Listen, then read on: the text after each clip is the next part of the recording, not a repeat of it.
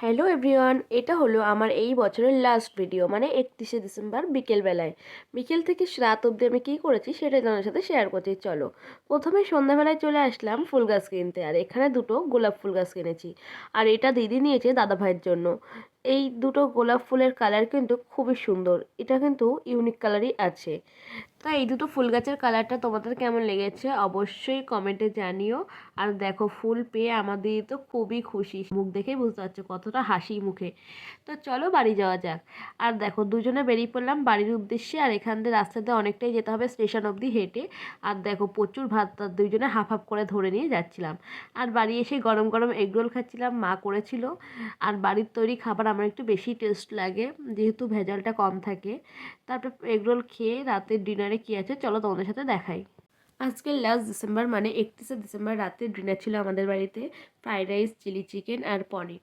তো তোমাদের কাদের কাদের পনির আর ফ্রাইড রাইসটা বেশি খেতে ভালো লাগে কম্বোটা অবশ্যই কমেন্টে জানিও। তো চিলি চিকেনটা কিন্তু খুবই টেস্টি ছিল, আর এখানে পনিরটাও কিন্তু খুবই টেস্টি, দেখেই বোঝা যাচ্ছে। তো আজকের ভিডিও এই পর্যন্ত। ভিডিওটা ভালো লাগলে অবশ্যই লাইক কমেন্ট করে পাশে থেকো। Tata, bye bye.